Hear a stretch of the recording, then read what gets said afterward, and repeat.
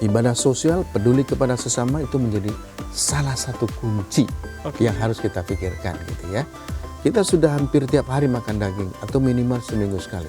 Saatnya kita berikan, berkorbanlah kita, berikan kepada orang lain begitu yang memang kekurangan. Sebenarnya satu ekor kambing itu boleh untuk satu keluarga atau untuk satu orang saja? Untuk di kita itu satu kambing karena di sanalah kita akan diuji begitu ya. Kita nggak tahu esok hari, kita nggak tahu esok lusa, umur kita nggak paham gitu. Hanya Allah yang kurban itu bisa dilaksanakan di mana-mana begitu, di lingkungan kita sendiri maupun di luar lingkungan kita, bahkan di luar negeri. Bersedekah pun itu boleh lebih baik sembunyi-sembunyi. Kita memberi tangan kanan, tangan kiri jangan tahu, itu lebih baik. Tetapi juga tidak.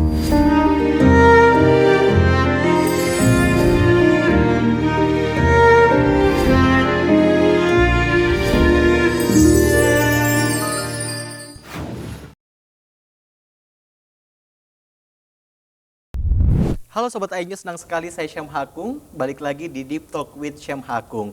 Dan ngomongin soal apa yang kita mau angkat, ini soal pemerintah yang baru aja netapin Idul Adha 1447 Hijriah pada 2026 tahun ini pada 27 Mei 2026 mendatang. Nah kita tuh akan ngebahas hari ini soal gimana sih cara memilih hewan kurban, apakah hewan kurban ini sehat atau enggak, dan gimana dampaknya untuk masyarakat. Karena kalau ngomongin soal hewan kurban, ini tokoh spesial yang kita hadirkan, bisa kita ajak diskusi untuk gimana caranya untuk memilah dan memilih hewan kurban yang pas. Di studio iNews sudah ada Bapak Nanang Subanadirja, CEO Islamic Relief Indonesia.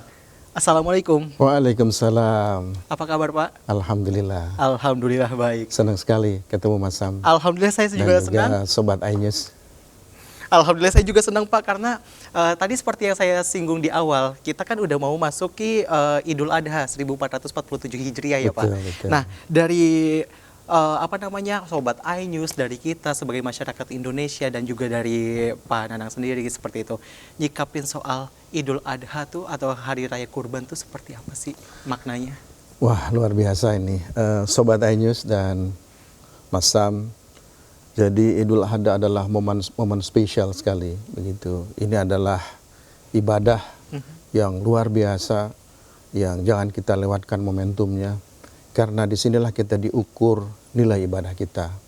Yang pertama bahwa yang namanya kurban itu diukur keikhlasannya. Kalau kita melihat bagaimana sejarah Nabi Ibrahim dengan putranya Nabi Ismail melakukan pengorbanan, jadi yang dilihat adalah ketakwaannya. Bagaimana Nabi Ibrahim menyembelih putranya Nabi Ismail yang kemudian digantikan oleh Allah Subhanahu wa taala dengan hewan gibas begitu ya. Dan di sanalah ujian terberat bagi manusia kita perhatikan dan kita saksikan. Oleh karena itu makna dari Hari Raya Idul Kurban itu harus betul-betul kita hayati bersama. Yakni sejauh mana ketakwaan kita, sejauh mana kita ikhlas untuk mengikuti perintah yang diberikan oleh Allah Subhanahu wa taala. Jadi pada intinya kalau kita bicara makna kurban, ini adalah sejauh mana kita mengukur diri kita agar kita dapat ikhlas dalam beribadah, mengikuti perintah Allah Subhanahu wa taala. Dan juga kalau kita ambil petik pelajarannya, seorang anak yang dikorbankan oleh orang tuanya itu seperti sesuatu yang tidak masuk akal ya. Tetapi demikianlah manusia itu diuji, demikianlah Nabi Ibrahim diuji. Lalu untuk kita seperti apa ujiannya? Kita banyak sekali yang sangat kita cintai, tentunya barangkali tidak akan terjadi mengorbankan anak pada saat ini. Itu adalah simbolisasi pada zaman dulu. Apa yang kita cintai saat ini? Harta misalkan, itu terutama, itu harus kita korbankan. Karena Allah Subhanahu wa taala mengatakan bahwa mereka yang tidak Allah Subhanahu wa taala telah memberikan begitu banyak nikmat kepada kita, maka berkurbanlah. Ya, oleh karenanya beberapa mazhab bahkan menyebutkan kurban itu wajib begitu ya. Kurban itu wajib, tapi di kita di Indonesia yang notabene mazhab Syafi'i tidak mewajibkannya begitu. Saya pernah punya pengalaman di Tunisia. Saya kebetulan pernah bertugas di Tunisia dulu, sekitar tahun 2010-2011 ya, Oke. waktu perang Libya di sana. Jadi ketika saya menangani kamp pengungsi di sana, ada kurang lebih 4.000 pengungsi, ada akibat dari perang Libya begitu.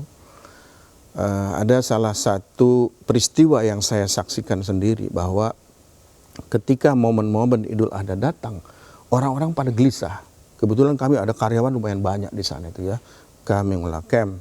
Oke. Nah, salah seorang di sana, orang di sana itu mengatakan, kami harus segera mendapatkan gajian. Kenapa? Karena kami harus berkorban begitu. Dan semua orang mengatakan begitu. Ternyata kurban di sana itu wajib begitu. Oke. Iya. Dan saya menyaksikan sendiri ketika penyembelihan, hampir setiap rumah mereka menyembelih hewan kurban, menyembelih menyembelih kambing. Kambing. Ya. Iya. Demikian sangat dalam Siap. makna Saya kurban sampai terpana seperti itu dengan jawabannya, karena kalau misalnya ngomongin soal tadi sempat disinggung hewan kurban gitu kan. Iya. Di tiap rumah ada kambing, kalau di luar negeri tadi yang tadi Pak Iya, Nanang iya. singgung. Saya mau nanya Pak Nanang, Iya. supaya saya juga saya kan berencana kurban juga, tapi Masya jangan Allah, sampai Alhamdulillah. nanti saya takut penyalaan makna. Sebenarnya satu ekor kambing itu boleh untuk satu keluarga atau untuk satu orang saja? Untuk di kita itu satu kambing untuk satu orang, Oke. begitu ya. Walaupun ada juga pendapat yang mengatakan bahwa satu kambing bisa untuk satu keluarga, tergantung dari mana kita akan menggunakannya, begitu. Oke. Maka saya kembalikan kepada kita semuanya, siapa guru kita. Oleh karenanya, kalau kita beragama itu harus ada guru, itu kuncinya. Harus ada ustadznya. Jangan kita baca sendiri, memahami sendiri, begitu. Jadi kita harus kembalikan kepada guru kita, begitu. Jadi tidak ada benar, tidak ada salah gitu ya Pak? Ya, demikian. Pegang apa yang disampaikan oleh guru kita, ustadz kita, Oke. begitu. Nah, Islamic Relief sebagai sebuah lembaga global, tentunya kita menerima, begitu ya, berbagai macam pendapat, begitu ya. Kita beroperasi di 40 negara, dan tentunya ini mendidik kita untuk menerima berbagai macam hal. Pendapat, pemikiran, termasuk fatwa-fatwa dari masing-masing wilayah begitu. Seperti kurban tahun ini untuk Islamic Relief kita banyak sekali menerima kurban dari negara-negara yang bermazhab Hanafi begitu ya. Di sana kita sembelih di sini begitu. Biasanya kalau di kita kan kalau untuk menyembelih itu selalu ada beberapa syarat ya, diantaranya kita menyebutkan nama mudohinya begitu. Dan dari sana itu mereka tidak perlu lagi menyebutkan itu begitu ya. Jadi menyembelih dia sudah mewakilkan kepada Islamic Relief bahwa saya berkurban atas nama saya begitu. Jadi Islamic Relief terserah nanti melaksanakannya di mana begitu ya. Bagaimana caranya, mereka sudah percaya karena kita punya kredibilitas di mata mereka. Kira-kira begitu. Nah, tadi menarik, saya mau follow up juga tuh, tadi ada kata-kata dari menyalurkan ataupun kurban. Sambil minum ya? Silakan Pak. Kalau misalnya tadi kan dikatakan menyalurkan uangnya tapi menyerahkan kepada Islamic Relief kayak gitu kan. Yeah. Sebenarnya kalau kurban itu lebih baik kita di lingkungan sendiri ya sekitar atau ini tuh harus kita cari dulu nih orang-orang yang katakanlah dalam tanda kutip masih tidak mampu seperti itu, kita harus berkorban di sana, apa gimana sih Pak? Kalau kita melihat prakteknya yang terjadi sekarang begitu ya, bahwa kurban itu bisa dilaksanakan di mana-mana begitu, di lingkungan kita sendiri maupun di luar lingkungan kita, bahkan di luar negeri begitu itu ya. Tidak apa? Tidak masalah begitu ya. Nah, Islamic Relief sendiri menerima hewan kurban dari luar negeri begitu.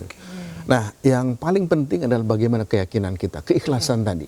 Nilai ketakwaan kita itu akan dilihat dari keikhlasan kita, sejauh mana kita berkurban ini, gitu ya. Dari harta kita yang paling suci, harta kita yang suci, begitu ya. Kemudian kita belikan kepada hewan ternak kita, baik itu secara langsung pilih sendiri, maupun juga melalui online, begitu ya. Nah, kemudian kita bisa sembelih di tempat kita, di masjid, di lingkungan kita, atau di luar lingkungan kita, atau barangkali di tempat lain. Nah, begitu ya. Nah, namun dalam hal ini pengalaman kami begitu ya, makna spiritualitas dari kurban itu, karena kurban adalah ibadah sosial. Jadi makna spiritualitas dari ibadah sosialnya itu terletak kepada bagaimana kita mampu membagikan hewan kurban ini kepada yang membutuhkan. Jadi kuncinya itu. Oke. Jadi kalau ternyata di daerah kita, ya walaupun kita sudah sering berkurban dan ternyata memang daerah kita masih banyak orang yang miskin, apalagi orang-orang yang kategorinya fakir, the poorest of the poor ya istilahnya, ya lakukan di situ. Tapi yakinkan bahwa dari sebagian daging kurban yang harus diberikan kepada orang lain, yakinkan bahwa tidak ada orang miskin yang tidak kita berikan begitu. Nah, akan lebih afdol lagi kalau kita sudah sering berkurban di wilayah kita, baiknya kita lihat saudara-saudara kita yang lain begitu. Karena di Indonesia ini, mohon maaf ya Dek ya, mohon maaf Mas Sam, di Indonesia ini masih banyak orang-orang yang membutuhkan begitu, masih banyak orang-orang yang terkategori miskin, bahkan fakir begitu ya. Lebih dari 25 juta orang begitu. Ini berdasarkan data BPS yang punya pendapatan hanya 20.000 per hari. Iya kan? Nah itu bayangkan 25 juta orang. Itu mereka ada di mana? Ada di kota, ada di desa, ada di mana-mana begitu ya. Nah, dengan uang 20.000 cukup untuk apa sih? Makan sehari kalau kita di kota itu barangkali 15.000 baru kita dapat daging ayam itu pun ya. Kalau daging sudah 20.000 lebih satu kali makan. Dengan 20.000 kalau kita irit-irit bisa lah 3 kali makan 7.000 sekali ya. Lalu bagaimana untuk transportasi, untuk pendidikan anak, untuk listrik dan segala macam. Oleh karenanya maka dimensi ibadah sosial ini harus betul-betul kita lihat. Saya ingin menghimbau begitu ya, kalau diperbolehkan di masa begitu ya, menghimbau saudara-saudara kita yang akan berkurban agar dicoba ya, kalau saat ini atau sebelum-sebelumnya kurban di lingkungan sendiri ya, dan dirasa barangkali sudah cukup banyak orang yang makan daging begitu ya, coba lihat daerah-daerah lain yang belum tersentuh kurban begitu. Banyak lembaga yang memang fokus untuk berkurban di wilayah 3T, terluar, termiskin, tertinggal gitu ya.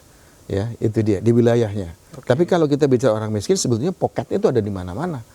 Di Pandeglang, mohon maaf ya, masih di Jawa sini dekat Jakarta, di perjalanan beberapa jam begitu ya. Itu masih banyak orang yang miskin di sana begitu. Jalan masuknya aja susah begitu.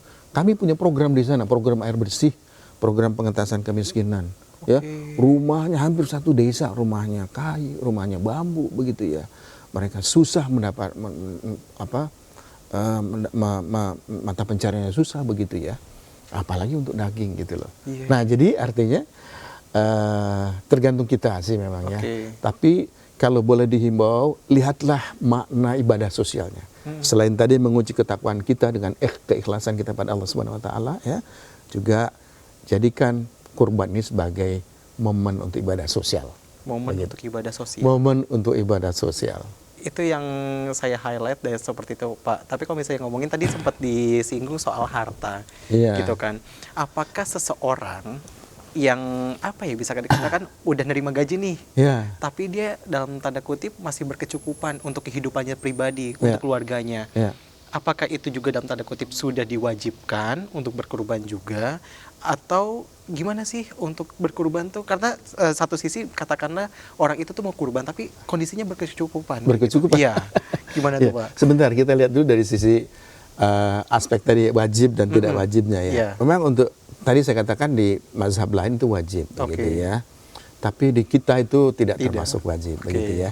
Tapi kalau kita bicara tadi untuk mengukur ketakwaan kita, kalau sudah berkecukupan, maka jangan lewatkan momentum ini, berkurbanlah, begitu ya. Apalagi sekarang banyak sekali hewan-hewan kurban yang dijual relatif lebih murah ya. Ada 1.500.000, 1.900.000 begitu ya, begitu. Jadi mestinya mereka yang sudah gajian, kemudian ada uang sisa, berkurbanlah, begitu ya. Karena di sanalah kita akan diuji begitu ya. Kita nggak tahu esok hari, kita nggak tahu esok lusa, umur kita nggak paham gitu. Hanya Allah yang memahami itu. Oleh karenanya gunakan momentum. Kalau ada kesempatan, ada uang, berkurban langsung, begitu ya. Begitu kira-kira. Berkurban untuk kepedulian sesama, dan kalau misalnya berarti kurban itu juga selain mengikhlaskan harta kita untuk orang Harta lain. kita untuk orang lain, ya.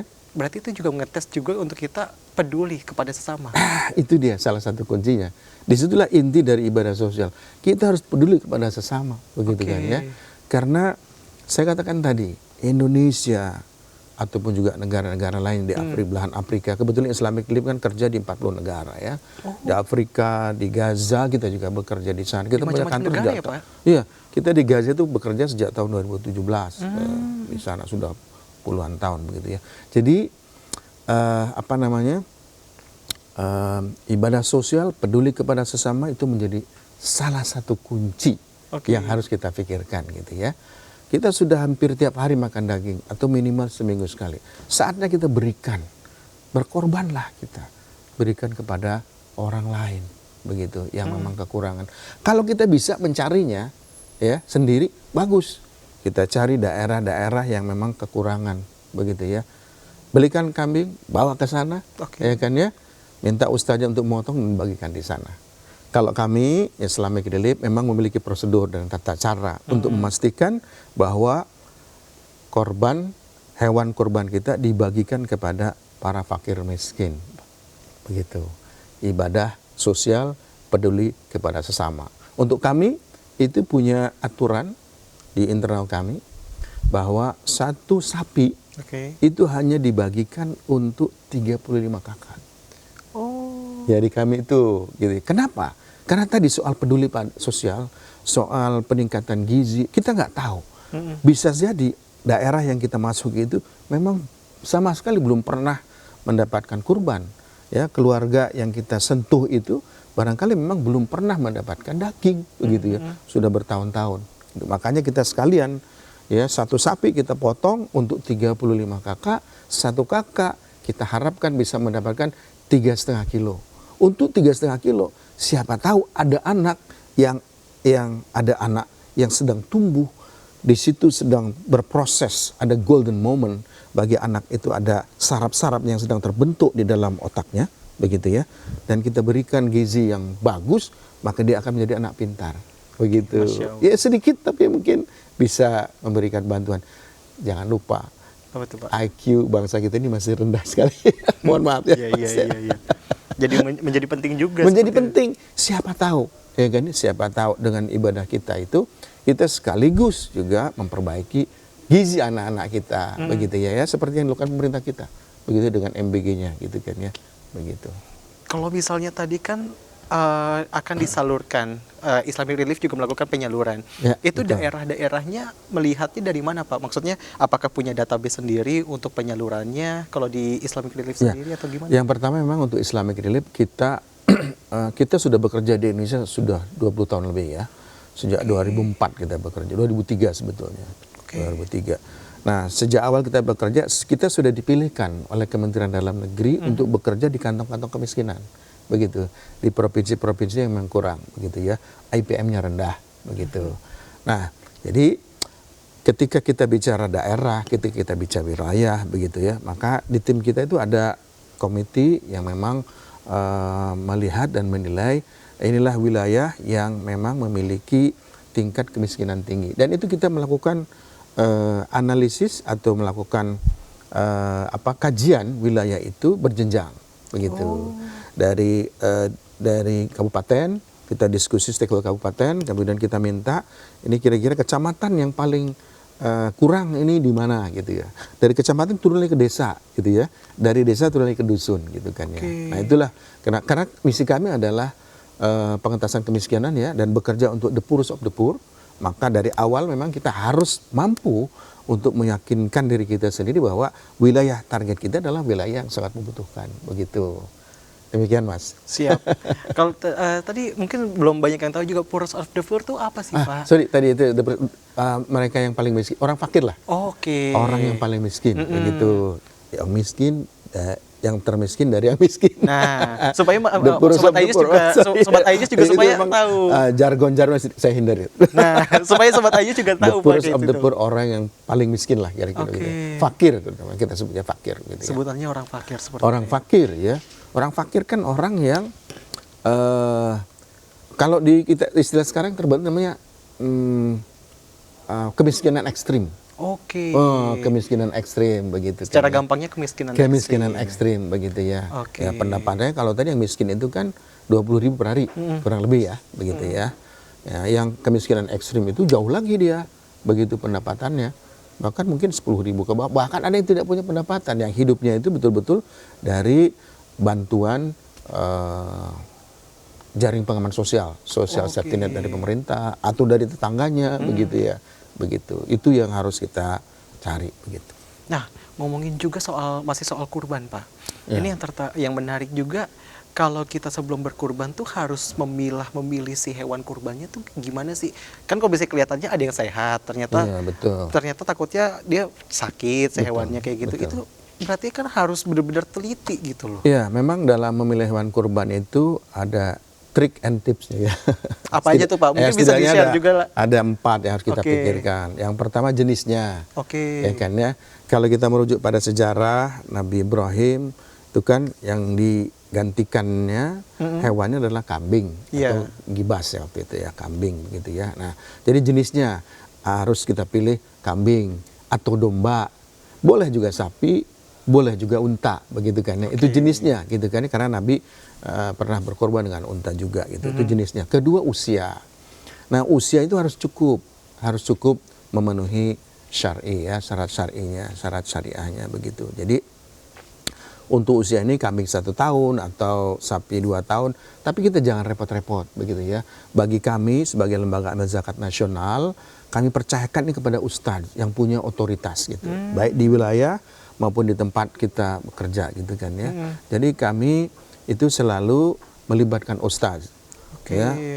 Kambing ini atau hewan ini sudah dicek oleh beliau ya, memenuhi syarat umurnya begitu ya. Karena jarang tuh hewan yang punya sertifikat lahirnya kapan gitu kan. Gitu. Jadi ustadznya itu yang akan ngecek begitu ya. Dari giginya atau dari apa ya begitu ya mereka. Kemudian yang ketiga kesehatan. Ini ternaknya tuh harus sehat, tidak boleh sakit, tidak boleh kurus, terlalu kurus begitu ya, tidak boleh pincang sehingga tidak bisa berjalan atau matanya buta dan segala macam gitu ya. Termasuk sebetulnya untuk sekarang di konteks kita itu harus bebas dari penyakit. Nah, oleh karenanya kurban itu harus ibadah kurban itu juga harus menyertakan dokter gitu, dokter hewan. Nanti dokter hewannya akan mengeluarkan sertifikatnya begitu. Dinyatakan jadi, sehat begitu ya. Artinya tadi dari ustadznya sudah memenuhi syarat dari sisi umur gitu ya, jenisnya oke, umurnya memenuhi syarat, kemudian dari sisi kesehatan juga memenuhi syarat gitu. Jadi harus ada dokter hewannya. Kemudian apa namanya? Ya itu kira-kira ya. Gitu. Jadi kita dalam memilih hewan itu jangan sampai kita apa namanya? Jangan sampai sembarangan gitu ya. Kita. Ada gak sih Pak untuk ininya apa namanya keharusan hewan itu harus betina atau jantan seperti itu? Ini memang sudah berlaku umum dan jadi aturan. Ya di Indonesia khususnya bahwa kurban itu tidak boleh hewan betina gitu ya, terutama hewan betina produktif. Karena apa? Karena berhubungan dengan kebijakan pemerintah untuk meningkatkan atau menjaga populasi hewan ternak begitu. Jadi kami mematuhi itu begitu ya. Jadi kalau bisa begitu ya, jangan menyembelih hewan betina begitu. Jadi hewan jantan saja, karena hewan betina kan untuk reproduksi, untuk beranak kembali, untuk berkembang biak begitu. Dari sisi kebolehannya sebetulnya tidak ada dalil yang menyatakan boleh tidak boleh. Tidak boleh, ya, nyatakan tidak boleh gitu. Jadi silahkan saja untuk yang apa namanya, yang betina juga begitu. Tapi kita harus patuhi aturan pemerintah gitu. Karena kami sebagai lembaga amil zakat nasional atau sebagai lembaga LAZ itu kita punya 3 prinsip. Apa aja tuh Pak? Yang pertama adalah aman syar'i, artinya kita sesuai dengan syariat agama. Kemudian aman regulasi, ya tadi termasuk regulasi tuh. Jadi pemerintah setempat menyatakan tidak boleh nih untuk hewan harus memenuhi berarti. Iya, memenuhi. Kemudian aman NKRI. Iya, harus mempromosikan NKRI kita lembaga amil zakat ini. Yang aman. Ya, siap. Yang menariknya gini Pak, ada kadang-kadang yang ibadah kurban itu tuh pengen ikut motongnya kayak gitu. Ingin ikut motong. Iya, ikut motong. itu tuh sebenarnya diperbolehkan atau enggak? Dan kalau misalnya Motong diperbolehkan, nyembelih gininya? iya. Oh iya, nah ini menarik juga ya. Semakin hari memang seluruh aspek di dunia kehidupan itu semakin profesional. Nah di Indonesia itu ada namanya organisasi namanya Juleha. Apa tuh? Itu juru sembelih hewan. Oh, kurban. saya kira nama Itu orang. Ada pelatihannya itu. Jadi untuk menyembelih itu nggak boleh sembarangan. Oke. Begitu ya. Saya juga belum ikut, jadi saya nggak bisa menceritakan secara lebih detail. Tapi nanti dari Juleha ini, kebetulan Ketua Dewan Pembina Yayasan kami Islamic Relief ini, Profesor Dr. Ede adalah pembina untuk Juleha. Beliau yang memberikan pelatihan-pelatihan kepada para juru sembelih itu. Pisaunya harus seperti apa, tarikannya bagaimana gitu ya. Itu ada di sana. Cara-cara khususnya Cara tuh. khusus. Jadi saran saya gitu ya, sebaiknya kalau ingin ikut menyembelih, ikut kursus dulu lah di Juleha. Biar gak salah. Iya. Juleha ya, juru sembelih hewan. Juru Ini bukan sembelih. Juleha yang nama perempuan, juru sembelih hewan ya. Jadi janganlah kalau misalkan belum terlatih begitu, karena jangan-jangan nanti malah nggak sah nanti. Iya. Iya, karena itu penyembelihan itu harus ada syarat sah penyembelihan. Syarat sah penyembelihan. Iya, harus ada itu. Kalau misalnya di Islamic Relief pasti udah memenuhi itu Ya, dong, Pak. karena kami punya dewan pembina yang punya itu ya. Tersertifikasi katakanlah ya. Tersertifikasi, iya ada sertifikasinya itu. Iya, ada sertifikatnya. Jile. Luar biasa. Iya, ada organisasi itu. Gitu. Oke, sekarang juga kan kalau misalnya ngomongin kurban, Iya. dari tadi mungkin udah disebutin sama Bapak juga kan, Iya. kalau dari Islamic Relief ini bisa menyalurkan katakanlah Betul, seperti itu. betul. Nah, ini juga yang tak lepas juga adalah kurban lewat online. Oh, lewat online. Nah, Ya, ya, gimana ya. Ci caranya masyarakat tuh, katakanlah saya Pak yang gampangnya, saya mau kurban nih, tapi itu lewat online. Ya, ya, Itu apakah proses milih hewannya juga online atau cukup bayar atau seperti apa supaya kita juga punya rasa percaya, Percaya, trustnya itu ada kayak gitu. Baik, baik, baik. Kita sekarang bicara soal hukumnya dulu ya. Iya. Oke, jadi saya sudah diajarin sama ustadz saya nih bahwa hukum kurban online itu diperbolehkan gitu. Oke, Jadi secara agama boleh ya Pak ya? boleh, dan Oke. itu juga dipraktekkan oleh Nabi, bukan online-nya ya, tapi prinsipnya yaitu Oke. prinsip wakalah, mewakilkan. Oke. Begitu. Jadi kita mewakilkan kepada sebuah lembaga atau kepada seseorang untuk berkurban. Tolong belikan saya, kira-kira begitu ya, Oke. sapi untuk berkurban atas nama A, B, C, D, kira-kira begitu. Oke. Kira-kira itu diperbolehkan. Hanya memang harus ada syaratnya. Apa aja Kalau tuh, Pak? online itu pertama ada 4 nih kalau kita Empat. bicara kalau kita Oke. ini. Yang pertama adalah credibility. Kredibilitas dari lembaga yang menawarkan kurban online. Oke. Kredibel nggak? Itu. Untuk melihat kredibel enggaknya, maka lihat websitenya. Mm-mm. Kita lihat strukturnya. Apakah orang-orangnya kira-kira ada catatan-catatan tertentu atau enggak? Atau justru malah orang-orangnya itu terdiri profesor-profesor ya, orang yang memang sudah dikenal, punya integritas begitu ya. Oke. Misalkan dia pernah di KPK gitu misalnya. Ya gitu. Kebetulan yayasan kami itu ada 2 orang KPK di sana, mantan KPK di sana gitu ya, Oke. misalkan gitu. Sedikit promosi ya mas. Gitu. Jadi kredibilitas itu penting. Oke. Itu satu kredibilitas. Kemudian kedua clarity. Clarity itu artinya apakah program itu clear apa enggak, masuk akal apa enggak, harga sapi sekian. Karena di saat sekarang ini kan sudah apa namanya sudah terbuka, transparan ya. Itu harga sapi segar, sapi hidup itu terbuka. Ya, Oke. misalkan di NTT berapa, ya, di Jawa Barat berapa, itu ada gitu. Antara kisaran 35.000 per kilogram sampai 55.000, ada yang 75.000 gitu ya. Iya. Ada terbuka gitu. Coba cek Oke. clarity itu ya, gitu ya. Jangan sampai ini terlalu murah. Ini jangan-jangan sapi nggak memenuhi syarat tadi yang terlalu kurus apa Iya, gimana iya, gitu iya. kan ya, gitu. Jadi tadi credibility, clarity. Nah clarity juga laporannya seperti apa. Laporan gitu. apanya tuh, Pak? Laporan kan kalau kita misalkan saya ke Mas Sam tolong kurban saya nih, itu kan harus dilihat, ya harus dilaporkan. Sudah disembelih, mana buktinya? Kira-kira begitu. Buktinya itu ada Apa, foto? video, Oke. ada foto. Oh, itu ada- disertakan? Disertakan. Oke. Itu kewajiban buat kita lembaga seperti kita. Oke. Jadi kalau Mas Sam mau kurban ke lembaga-lembaga yang tadi online itu, mereka akan memberikan laporannya. Oke. laporannya gitu. Karena ada yang real time juga mereka itu. Ini sapi bapak loh. Nah, diniatkan, diinikan untuk bapak gitu kan ya. Seperti itu gitu. Jadi clarity-nya. Itu. Kemudian yang ketiga adalah compliance. Oke. Compliance itu tadi yang saya sebut aman syar'i, aman syariah gitu ya. Oke. Nah, untuk compliance ini sangat penting bagi sebuah lembaga yang menawarkan jasa online untuk kurban itu, sepatuh apa dia terhadap ketentuan syar'i, sepatuh apa terhadap ketentuan regulasi begitu ya, gitu loh, dan NRKI-nya gitu. Jadi compliance itu menjadi sangat penting begitu. Jadi jangan sembarangan lah begitu, lihat dulu begitu ya, begitu. Jangan mudah terpancing, apalagi kalau harganya murah kayak gitu tiba-tiba. Itu jangan hanya sekedar murahnya gitu kan ya. Untuk apa? Apalagi kalau kita punya uang kan lebih bagus kita membeli yang lebih berat, lebih berkualitas, lebih, nah itu dicek begitu kan ya. Oleh karenanya memang segala sesuatunya perlu ada investigasi, perlu ada penelitian, perlu ada ya kajian-kajian lah begitu. Jangan hanya sekedar murah begitu ya. Langsung kontak beli kayak gitu ya. Nggak disalurkan. Nggak disalurkan atau hewannya nggak memenuhi syarat begitu ya. Makanya tadi agak berat tuh ya. Harus ada cek dokter. Iya. Harus ada cek ustadz gitu kan ya. Gitu. Kayak ada beberapa verifikasi tuh. Perlu menyembelihnya itu yang lulus Juleha. Gitu. Kemudian dibagikannya untuk siapa? Kan gitu ya? Iya. Nah, itu. Harus ada laporannya begitu. Nah, di kami memang semuanya sudah tersistematisasi gitu kan ya. Oh, tersistem, Pak. Tersistem. Jadi misalkan untuk pendataan orang miskin, itu kan itu kita sudah punya aplikasi.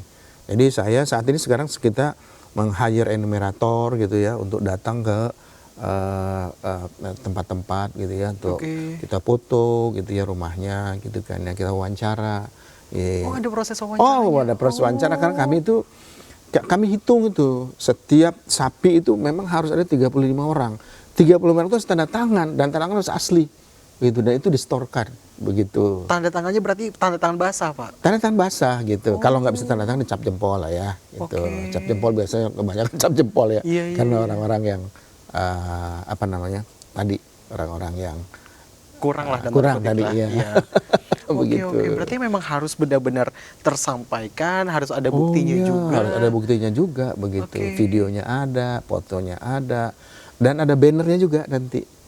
Ada setiap sapi itu kita kasih name tag gitu. Sekarang kita kurban sekitar dalam artian apa, Pak? Sekarang kita kurban sekitar 248 sapi ya. 248 ekor sapi itu masing-masing sapi ada nomornya. Itu masing sapi ada nomornya. Dan nanti ketika akan ada disembelih itu juga nanti digantungin ada nama mudohinya. Mudohi namanya itu orang yang berkurban ya, berkurban gitu. Ada begitu ya. Gitu. Jadi itulah sistem tadi yang disebut dengan clarity itu. Ya, harus jelas gitu ya. Harus jelas. Iya. Siap. Saya juga jadi belajar gitu, Pak, karena kan ngomongin soal sekarang kan pemerintah selalu ngomong digitalisasi segala macam. Iya. Ternyata juga dari segi hewan kurban ada juga caranya untuk online. Iya, betul online. Dan untuk berat sapi khusus untuk kita ya. Untuk kita itu ketika kita kita juga kan menjual juga sapi kurban itu dengan range berat badan sekian, harganya sekian, itu real. Kenapa? Karena mereka kita bawa ke kandang dengan vendor kita ya, dan kita timbang dengan digital.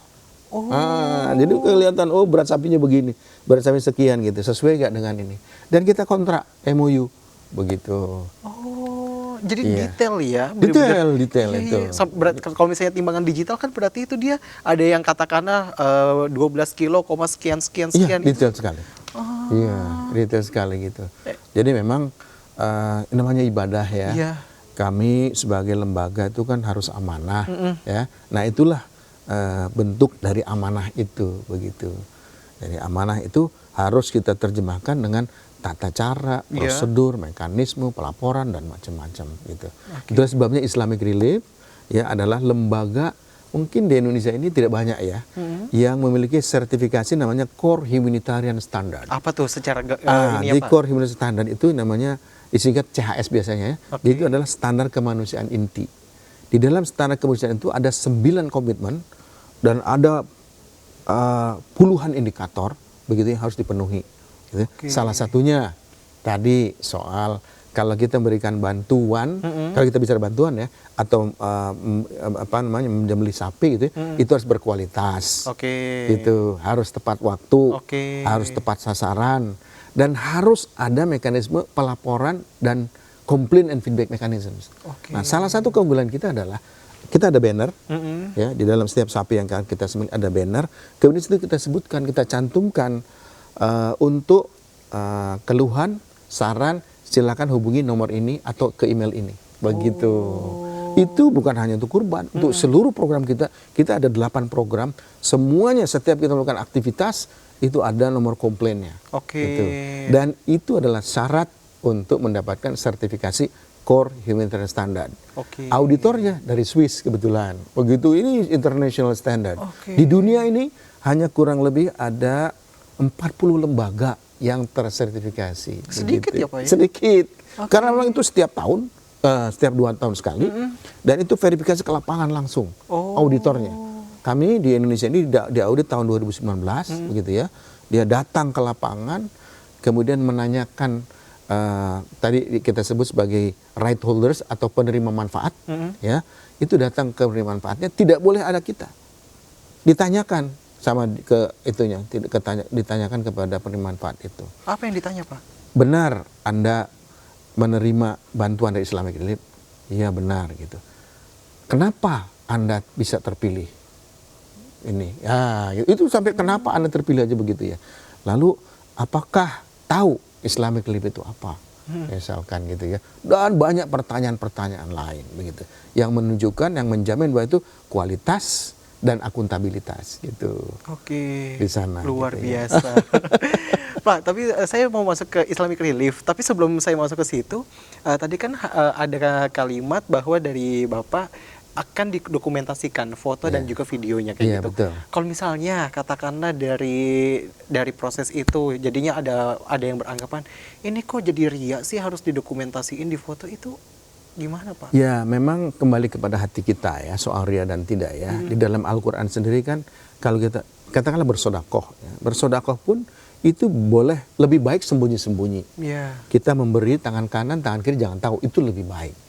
Tetapi juga tidak mengapa ketika kita membuka begitu, membuka bahwa sedekah kita, tapi memang bukan untuk tujuan ria. Apalagi kalau tujuannya untuk pelaporan. Berbeda berarti. Berbeda. Ya, kalau tujuan ria kan begini, kalau nggak ada orang yang lihat kita nggak lakukan. Kalau nggak dapat pujian kita nggak akan lakukan, gitu kan kira-kira ria begitu sederhananya gitu ya. Nanti tanya sama Ustadz yang lebih tahu.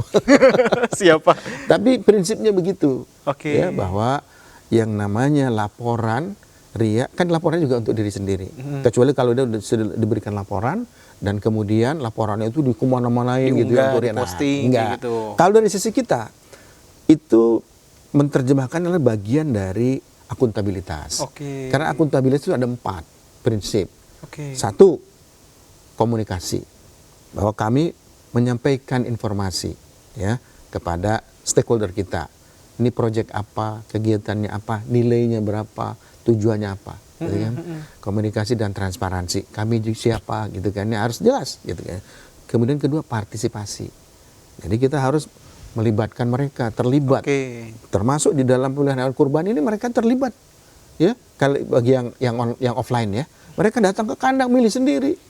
Iya, makanya ada timbangan digital. Jadi apa yang kami tawarkan itu mereka buktikan di lapangan, gitu ya. Dari partisipasi, kemudian yang berikutnya adalah komplain. Mereka harus diperbolehkan untuk komplain, dan komplain itu harus jelas. Pakai apa komplainnya? Kadang-kadang kita tanya, Pak, Bapak sukanya apa kalau mau komplain? Mau pakai box, mau pakai WhatsApp, mau pakai telepon? Ditawarkan. Ditawarkan. Bahkan diberikan pelatihan. Karena orang Indonesia tuh jarang mau komplain. Enggak, saya udah dapat ini cukup gitu ya. Cukup, alhamdulillah ini juga udah bagus. Saya biasa bilang kalau ditelepon ya, Ibu harus komplain. Kenapa? Saya ini hanya pegawai gitu. Kita diberi amanah. Yang punya ini adalah para donor, gitu kan ya. Donor sudah mengamanahkan kita, kita kemudian membeli ke vendor. Nah, barang itu harus bagus buat Ibu. Kalau nggak bagus, komplain ke saya klaim ke vendor. Gitu kira-kira ya. begitu. Islamic Relief melakukan itu berarti ya? Sangat Nggak cuma melakukan kayak itu. beli. Dan itu diberikan skor. Kita kebetulan skor paling tinggi 4. Kita baru mendapatkan skor sekitar 3,2 atau 3,5. Iya. Karena ini bertahun-tahun ya. Iya, bertahun-tahun di audit gitu kan ya, terus gitu ya. Jadi makanya saya sering komplain ke staf saya. Ini kok nggak ada komplain sama sekali, gimana proyekmu nih? Gitu kan ya. Oh, justru kalau nggak ada komplain dipertanyain. Saya pertanyakan gitu. Saya tanyakan mana nomornya, mana ininya gitu kan. Bukan justru dia jadi seneng Pak kalau nggak ada komplain. Nggak boleh. Oh, nggak boleh. Harus ada komplain dari masyarakat minimal. Oke. Minimal Apa tuh? komplimen. Komplimen itu penghargaan ya. Komplimen gitu ya, penghargaan. Terima kasih Islamic Relief sudah menyediakan ini. Artinya apa? Artinya masyarakat itu diberitahu nomor komplain. Oke. Jadi kalau ada hal yang serius, ya itu mereka bisa komplain ke kita. Karena kita sebagai lembaga kemanusiaan kadang-kadang merasa jumawa. Kita punya uang, bawa uang dari donor banyak, kita datang ke orang miskin katakanlah begitu. Kita berlaku sewenang-wenang. Orang staf yang ada di lapangan atau saya barangkali selaku bos mereka ya gitu. Ini saya yang punya duit nih, gitu. Oke. Kita berlaku sewenang-wenang. Nah, nggak boleh itu. Kita harus antisipasi dengan cara apa? Dengan memberikan nomor komplain, bahkan dilatih. Mereka harus dilatih, masyarakat itu dilatih. Untuk komplain? Untuk komplain. Masa sih, Pak? Iya, saya punya komplain vokal point itu ada 5. Satu yang sangat spesial, yang kemudian berikutnya adalah yang sektoral gitu. Yang sangat spesial ini, komplain vokal point itu dilatihnya juga kebetulan kita punya kantor di tempat lain di Swedia nih kantor. Jauh juga. Iya, karena mereka yang punya dana dengan kantor Swedia. Ada kantor kita di sana, mereka ngundang, dilatih ya gitu. Diberikan pelatihan itu bagaimana caranya menerima komplain, bagaimana cara menghandle komplain gitu. Oke. Iya gitu. Luar biasa. Jadi komplain itu tadi nomor 3 untuk akuntabilitas. Yang berikutnya adalah feedback. Oke. Jadi kita harus berikan feedback kepada mereka. Termasuk ini komplain ini dijawab apa enggak? Ini komplain aja ya. Gitu. Tapi nggak dijawab ya Nggak percuma. dijawab percuma gitu. Nah selain komplain kita juga punya nomor namanya Apa tuh Pak? safe call. Safe call itu adalah sebuah service ya, telepon yang bisa kita hubungi oleh siapapun, terutama staf ya kalau ada masalah gitu. Oke. Misalkan antar sesama karyawan atau dengan bos gitu kan ya. Kadang-kadang tempat kerja kan begitu. Kita safe call aja. Dengan safe call itu adalah nomor independen yang bisa merahasiakan orang yang menelpon, mengkomplain begitu ya. Dan kemudian bisa menyelesaikan masalah tanpa harus takut untuk diintimidasi gitu oleh atasannya gitu. Jadi di dunia NGO, di dunia LSM, di dunia lembaga amil zakat itu sudah sangat advance, sangat maju. Begitu ya. Kita punya sertifikasi, kita punya sistem, prosedur, mekanisme dan segala macam. Digitalisasi begitu ya. Nah, untuk orang yang punya yang mendapatkan hak tadi ya, dapatkan setelah terpilih misalkan ya, itu nanti kita akan print kupon. Print kuponnya otomatis. Gitu. Jadi ketika kita data begitu ya, setelah didata kemudian masuk ke sistem kita, itu dalam 1 menit kan real time ya. Sudah ada hasilnya gitu ya. Tergantung mana yang akan kita lihat, itu nanti ada scoring di sana. Jadi kalau misalkan dia pendapatannya tinggi misalkan, itu langsung jadi merah gitu. Jadi kita ada namanya killer risk. Ada skor yang bisa membuat dia gugur gitu kan. Kalau nggak gugur, itu udah bisa langsung cetak kupon dan itu nggak bisa di counterfeit, gitu, tidak bisa dipasukan gitu ya. Nggak bisa dipasukan. Luar biasa ya sistemnya. Memikirkan sejauh itu gitu loh Pak. Sangat itu. Karena itulah kualitas dan akuntabilitas. Bayangkan yang auditnya saja kan dari luar negeri gitu. Kebetulan kita disebut oleh kantor pusat kita begitu dari Inggris. Luar gitu. biasa. Saya mau bertanya, dari Islam Relief Indonesia sendiri kan udah lasna seperti itu. Artinya untuk masyarakat Indonesia itu apa sih Pak? Kalau kita bicara lembaga amil zakat nasional, ini sebetulnya adalah instrumen keagamaan ya. Instrumen finansial keagamaan yang menyalurkan, yang menerima dan menyalurkan kewajiban umat Islam untuk membayar zakat, infak dan sedekah, begitu kan ya. Dan kemudian kita menyalurkannya. Ada 2 hal yang sebetulnya dicatat dalam undang-undang gitu, bahwa kita selain menyalurkan untuk mengurangi penderitaan, juga untuk pengentasan kemiskinan begitu, pengentasan kemiskinan. Jadi zakat produktif ada zakat untuk mengurangi kelaparan ada, begitu ya. Zakat untuk juga untuk rumah misalkan itu juga ada, begitu ya. Nah, jadi zakat itu, lembaga amal zakat nasional itu di Indonesia itu kan lumayan banyak ya, begitu, lembaga zakat itu memang bahu-membahu dengan pemerintah untuk mencapai tujuan SDG, tujuan pembangunan nasional gitu ya. Itu dari sisi dunianya. Dari sisi akhiratnya, lembaga amil zakat itu adalah menjadi jembatan bagi setiap insan, setiap Islam untuk bertakwa. Kenapa? Masya Allah. Karena kalau kita melihat di dalam salah satu surat dalam Al-Quran, ciri-ciri orang yang bertakwa itu yang pertama adalah melaksanakan sholat, bayar zakat, begitu ya. Dan kemudian ada yang disebut dengan menunaikan infak. Jadi infak itu adalah ciri-ciri dari orang yang bertakwa. Dan kita adalah lembaga yang menerima infak itu. Dan karena kita menerima infak dan jaminannya harus jaminannya menjadi orang bertakwa, maka penyalurannya pun harus berkualitas. Begitu. Caranya gimana? Kita ada lembaga, ada badan yang disebut dengan Dewan Pengawas Syariah. Dewan Pengawas Syariah. Dewan Pengawas Syariah ini juga tidak sembarangan, harus tersertifikasi ya dari MUI gitu. Saya mengajukan kurang lebih 10 orang, baik dari profesor, doktor gitu ya. Itu 3 kita diterima oleh MUI. Ada wawancara, ada reference check, ada macam-macam lah begitu ya. MUI itu punya sistem begitu ya. Dari MUI kemudian memberikan rekomendasi bahwa ini sudah layak menjadi Dewan Pengawas Syariah begitu. Kita ada Dewan Pengawas Syariahnya 1 profesor dari UIN dan 2 doktor begitu ya. Dewan Pengawas Syariahnya. Itu juga menjadi tanda bahwa lembaga LAZ itu kredibilitas atau enggaknya itu dari sana begitu. Dan kompeten juga. Kompetennya. Karena apa? Karena ketika saya melakukan aksi gitu ya, dari menerima infak, sedekah, zakat gitu ya, disalurkannya, mereka lah yang bertanggung jawab di hadapan Allah Subhanahu wa taala. Jadi saya serahkan kalau ada hisab nanti, yang dihisab adalah Dewan Pengawas Syariah. Maka berat Dewan Pengawas Syariah itu. Berat sekali tugasnya. Begitu. Kalau ngomongin soal Islamic Relief Indonesia, ini kan sebagai lembaga Lasnas juga lah kayak gitu kan. Apa yang membedakan programnya, apa sih Pak yang beda dengan lembaga lainnya seperti itu? Iya. Pasti kan punya banyak kesamaan, banyak banget pasti. Banyak kesamaan. Apa tapi yang berbedanya pertama, kita ini bagian dari lembaga global gitu kan ya. Lasnas kita itu membawa uang dari luar. Itu yang pertama berbeda ya. Jadi kita membawa puluhan miliar nih, begitu, ratusan miliar dibawa gitu dari luar negeri. Jadi para muslim di Amerika, di Belanda, di Kanada, di ini mereka mengumpulkan zakatnya, infaknya ke kantor-kantor kita di masing-masing negara itu, kemudian disalurkan ke kita. Nah, tentu ini berbeda kan dengan lembaga lain gitu kan ya. Ini menjadi devisa juga begitu ya. Nah, selain itu juga kami punya program-program yang memang bekerja di wilayah 3T ya, terluar, terpencil, ya, termiskin dan sebagainya gitu ya. Dan kita juga punya wilayah kerja di luar negeri. Tadi ada 40 negara ya.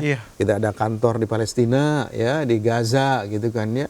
Ketika Gaza pecah itu, kita sudah mendistribusikan itu sampai 1 juta unit alat kesehatan dengan dokternya gitu. Itu pada awal-awal konflik itu kan ya. Apalagi sebelum-sebelumnya itu di Gaza. Ada di Sudan yang sedang kelaparan, kita juga berjuang di sana begitu ya. Di Afrika tentunya di Mali, di Niger gitu kan ya. Kemudian di Filipina ada juga kita. Di Malaysia, di Filipina itu ada saudara-saudara kita muslim di wilayah itu kita bekerja juga untuk mereka gitu. Jadi barangkali itu secara singkat bagaimana kita membedakannya gitu ya. Kemudian dari sisi mazhab, kita menggunakan mazhab yang lokal tentunya, mazhab Syafi'i di sini. Tetapi kita juga berhubungan baik dengan kawan-kawan kita dengan mazhab yang lain yang di luar negeri.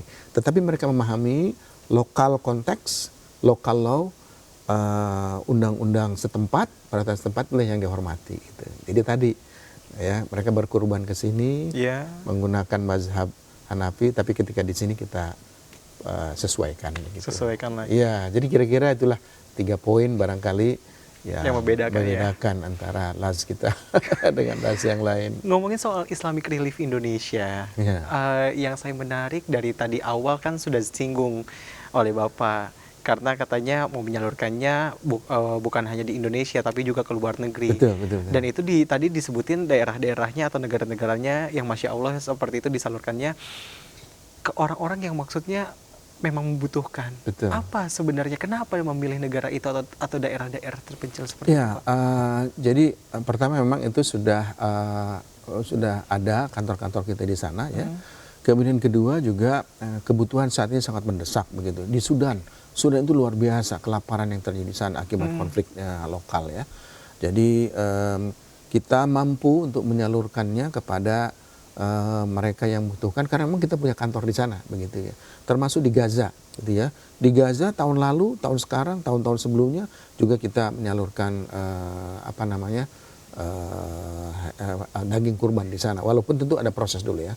Kalau di Gaza itu disembelih dulu di Mesir, kemudian dibuat kornet begitu ya. Yeah. Kemudian kita mengikuti prosedur dan tata cara kemudian dibagikan ke sana gitu ya. Jadi ini memang menjadi sebuah mandat organisasi bahwa Islamic Relief itu bekerja di daerah-daerah konflik, di daerah-daerah krisis kemanusiaan begitu ya. Nah itu dia.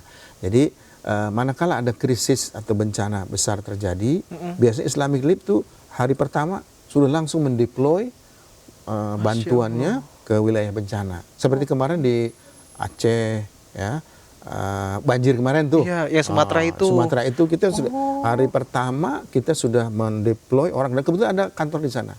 Sudah melakukan berian bantuan gitu kan ya. Dan 1 minggu itu kita sudah mendistribusikan 14 ton beras gitu kan ya. Kita menggunakan 1.000 terpal begitu ya. Karena memang kita juga ada contingent stock gitu ya. Jadi wilayah bencana, wilayah krisis itu menjadi mandat kita untuk bekerja. Gitu. Dan kita punya target kalau di situasi krisis itu dalam waktu 3 kali 24 jam kita harus sudah ada di lokasi. Gitu. Membawa bantuan.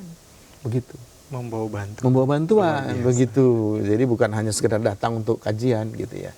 Iya, kantor kita memang punya mandat seperti itu.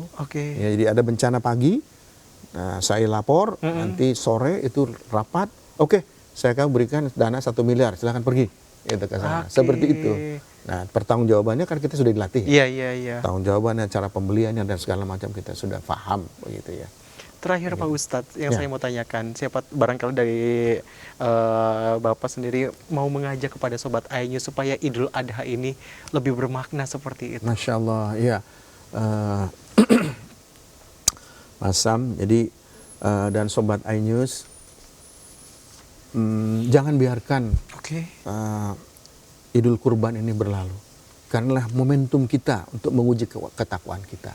Seberapa ikhlas kita melepaskan harta kita ya untuk sebesar-besarnya keridhaan Allah Subhanahu wa taala. Jangan lupa berkurban yang berkualitas, memenuhi syarat syar'i dan lakukanlah dengan lembaga-lembaga yang kredibel, yang profesional begitu ya. Siapapun itu ya, Anda tentunya punya punya preferensi sendiri, melakukan kajian sendiri gitu ya. Dan insya Allah kita bisa kurban bareng bersama Islamic Relief. Amin. Amin ya rabbal alamin. Saya mengajak Mas Sam juga dan kawan-kawan Sobat iNews. Amin ya rabbal alamin. Amin. Pak Nanang Subanadirja, CEO Islamic Relief Indonesia. Terima kasih sudah mau berbincang di Deep Talk with Syam Hakung. Semoga apa yang tadi kita bicarakan menjadi ladang pahala juga. Amin. Untuk Pak Nanang dan juga untuk Islamic Relief Indonesia seperti itu karena ini membuka wawasan juga untuk kita semua. Ternyata kurban sekarang tuh ada kurban online kayak gitu. Terima kasih sekali lagi Pak Nanang atas waktunya di Deep Talk with Syam Hakung. Terima kasih banyak. Mohon maaf kalau ada salah-salah kata. Terima kasih sekali lagi Pak. Assalamualaikum. Waalaikumsalam warahmatullahi wabarakatuh. Sobat iNews. Dan itu tadi Sobat iNews perbincangan kita dengan Pak Nanang, CEO dari Islamic Relief Indonesia yang luar biasa sekali. Tadi kita sudah dipaparkan bagaimana sih caranya membeli hewan, gimana sih cara memilah dan juga memilih hewan kurban yang pas dan juga yang sehat tentunya. Saya Syam Hakung, terima kasih udah nonton Sobat iNews. Assalamualaikum. Sampai jumpa. Assalamualaikum warahmatullahi wabarakatuh.